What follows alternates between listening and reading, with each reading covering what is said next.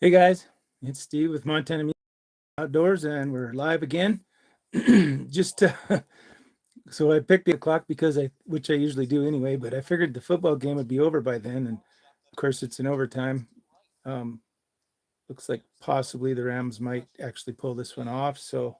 Um, but one thing I did want to put in talk about was a little bit of uh, let's see, I got to get back over here.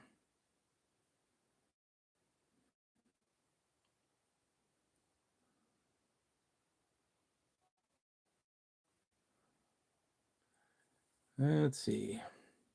Just trying to get to my, well, I don't really need that for news anyway, but so in 2A news, which I usually like to start out with, the uh the Fifth Circuit did still allow the government to ban machine guns, which sucks.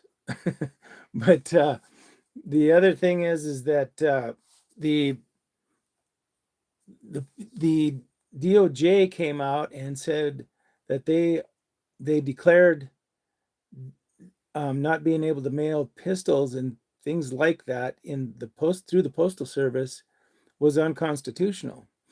So because we obviously are limited in what kind of delivery systems we can have for such things, and so like UPS, I don't even think they'll do it, and FedEx, I think they do, but anyway, they just said that it's too much of a burden for the public to be able to bear arms and to be able to acquire arms, which is part of that right. So so they just decided that after 100 years or so, it was unconstitutional. So this administration is they're just getting some stuff done that is kind of surprising to me, but the the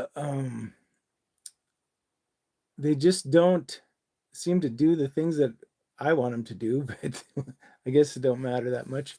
Um, like the suppressor thing and all that stuff happened, and that's but they didn't finish the job. And of course, part of that was the legislative people not being concise enough in what they wanted to do. So anyway, the the first thing that I would suggest is that um, the the people that write these laws, and that's why the ATF kind of goes off too, is because most laws are ambiguous, and that just opens the door for them to make decisions for themselves. So, um, but the it is what it is. We're just kind of chinking away at the laws and getting our 2A rights back. So that's what we got to keep doing. So anyway, the uh, the other thing I kind of wanted to talk about tonight, which was something that happened. Oh, it's been out for, I'm guessing it's probably been a while, but I just first started seeing some videos on it here about 3 months ago, and is that NAS3 case technology. And that stuff seems to be kind of a game changer for just our regular cartridge loads. So I think that we need to keep. Hey guys, everybody in here, you can hear me okay? So appreciate it. The the amount of pressures they can run up to. I had a guy message me, and he said that they can run up to 80,000 psi and safely, and he kind of gave an indication of how you're supposed to size it and stuff, because apparently he has worked or has gotten information from some government guys have been working with it in the military, and so it's apparently you don't have to resize it. It's like the six or the seven backcountry, you do have to neck size it. So I'm wondering if this stuff has to be neck sized as well. But uh, thanks for the subscription. I appreciate it. Um, and but it doesn't seem to me like it's going to be that hard to reload at all, because you really don't have to do too much. The case doesn't really change very much. The only thing he said you have to watch is because it's a two-piece case, you have the base and then the rest of the case. And if that attachment point of that, the base and the rest of the case starts to look bad, then you don't want to use that stuff. So it's the same thing as inspecting your brass. If it's got cracks in it or something like that, you just want to make sure, especially under those kind of pressures, that that thing is okay. But it sounds to me like that stuff is reloadable up to 15 times or something like that, is what he said. So um, that was thanks for subscribing, and we'll catch you later. So, but it's yeah, it's just the kind of technology. There's so much of that coming out anymore that between new bullet design, which there's so many of those out there that work so dang good anymore. And even if you're talking self-defense, some of that stuff is amazing. But this new NAS3 case technology is something else. And I want to get some, but I got to wait till I save up a little more money. So it's well, happy birthday. Appreciate you dropping in. That's but Chris, what's going on? Have you seen the base? Nope, I haven't seen that. But um, I think that more and more of those will come out. Like right now, it's just military, pretty much military rounds: 300 blackout, 308, 223 or 556, and the 86 blackout. And then I just saw where another company has come out with the 6 arc with it. So, and that's interesting to me because I do shoot 6 arc along with the 223 and the 300 blackout. I don't see the need for it at 300 blackout because I'm running a short barrel on a pistol, and it's not, it's going to be running subsonic anyway. So, um, but yeah, shame on you for naming your kid that. Jeez. But anyway, um, yeah, it'll be interesting though to see how many other cartridges they come out with that. So, but anyway, and let's see what else here. I did. I'm supposed to be getting my 6.8 SPC next week, or this coming week, and so I ordered some magazines, and so they came. I got 4 of them, and I also got some of these. I went and I found a box of the 110. These are factory rounds, some Siloy, whatever they call it, Siloy and Beloit. And so they're the 110s. And then I have 100 grain hollow points loaded up. And then I did get some of those gold dots, the 115, I think it is, grain gold dots. So I got those right here. Yeah, they're 115 grain gold dots. So I got them loaded up, ready to test when I get that upper. So excited to do that. And let's see what else. I still am working on. I still have to get my 6 GT, and that's probably going to be in a couple months. But I did. I don't know if some of you guys watch the news kind of bulletins I put out for Fish, Wildlife, and Parks, and I did apply for an advisory board membership on that. So I'm hoping I get on that because I think it's just good to know what's going on, the inner workings of some of our government agencies, and maybe even have a say in it. So that's kind of why I put in for that. So I hope that happens. But the I don't know if that football game is over yet. Probably is. It sounded like LA was in field goal position, and so I suppose hopefully they got that done. So, but the if you guys know who won that, you could let me know. So yeah, thanks for the emoji. Appreciate it. It all helps. And let's see, what else? Shot 22 league this week, and I was the only one there, and you have to shoot with a witness. Nobody, one guy's gone to some kind of conference in Vegas, and the other guy couldn't make it. So I just shot a practice round. Of course, when you shoot by yourself, you shoot the best you've done. So the Rams won. Oh, I figured they probably would pull it off there. So Eric 720, good to see you in here, bud. And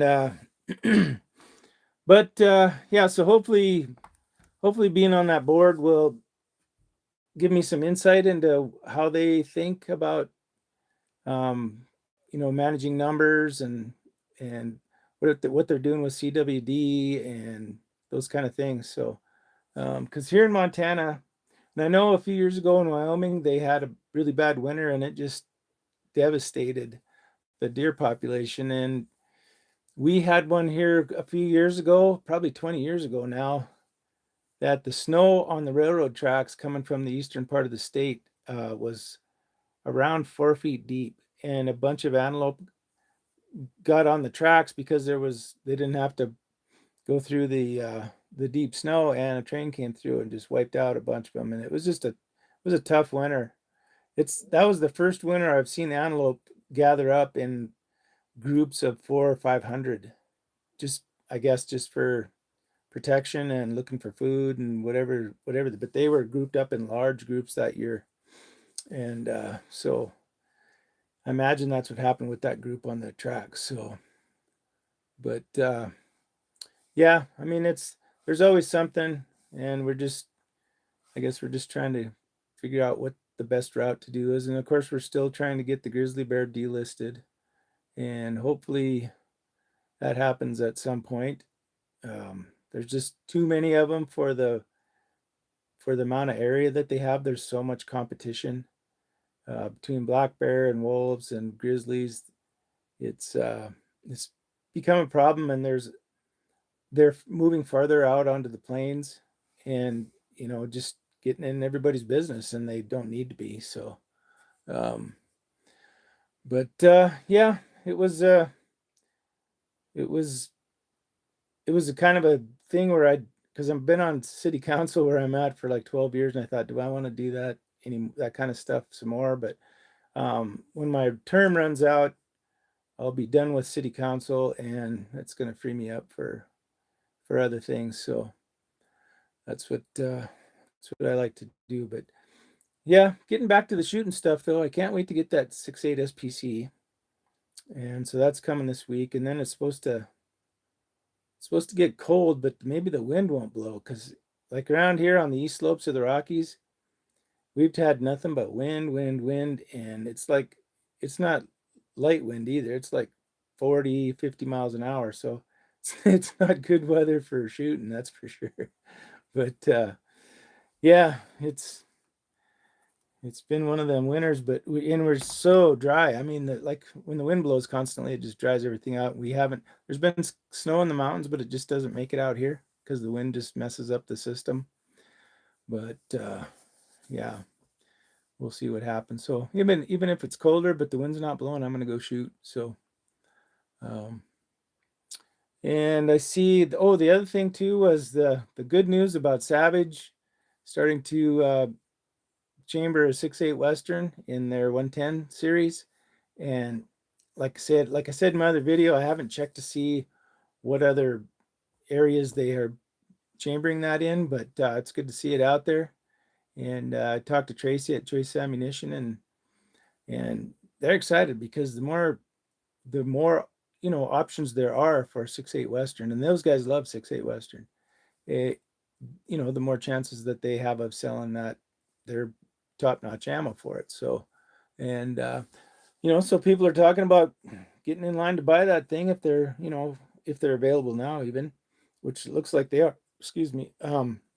So we'll just have to, when people ask me about ammo, because guys are new at it and they're not hand loading, and they're wondering what factory ammo to get, because factory ammo is still $60 a box. And you can buy the 165 grain ABLRs from Choice Ammo for like $69, and it's hand loaded, and it's going to be more consistent. So that's why I just steer them to Choice. So, and they have a number of different bullets to choose from, and they also have that 5 rounds, 4 different bullets, so you can just buy one box of that and test it in your gun and see which one your gun likes, because not all guns like all bullets. So, yep. And anyway, so that's the story on. I mean, I'm anxious to see what. I wish I could get a hold of them and see what kind of uh, numbers they will be selling that gun. Well, if there were a lot of pre-orders, or because I didn't even know about it. Reloading Weatherby told me about it, so uh, they kind of sprung it on us, because I did call and talk to her rep, and oh yeah, that we wouldn't be opposed to that. Like they was already in the works, so that's good. How's it going, PA Lead Slinger 2022? Good to see you in here. So, I'll get it. I'll shoot the devil. Yeah, I would too if I saw him. That's right. Yep. Um, yeah, no, it's just been kind of one of those, kind of a waiting game. I'm waiting for my upper, waiting for my 6GT. So I've just been in the loading room here, just loading up ammo for them, so I can shoot them when I get them. So I don't know. It'll be fun. Be fun when I get them, that's for sure. But I guess that's probably all I got for you in this one, guys. Hopefully we'll hear. I'll be out there shooting that 6.8 SPC, and I'll be able to give you a report next week. So see how that thing goes. And I'll probably obviously do a video if I can get out there. I'll probably just do a kind of a unboxing or something, and maybe have a look at it, and because I got that from Gem State Firearms in Idaho, and anxious to see what they're sending me. So that'll be good. But all right, guys, let's see. Unflagging determination is admirable, Montana. Limited live stream viewership, but great content. Well, I appreciate that. Thank you. Yeah, I try and do different things. The live thing just kind of started a little while back, and it's gotten me a few subscribers. Some people will give me a gift or whatever, those little gift emoji things or whatever, and it gets you a couple bucks or whatever, and it all helps, because none of this stuff I do is cheap. So, but I like it, so what the heck. But anyway, yep. Have a great evening, and we'll see you probably in a video. I try to go out and do something every other day, either with a news item or something new that's on the market, or 2A stuff or whatever. So you guys have a good one, and we'll see you next time. Thanks for watching.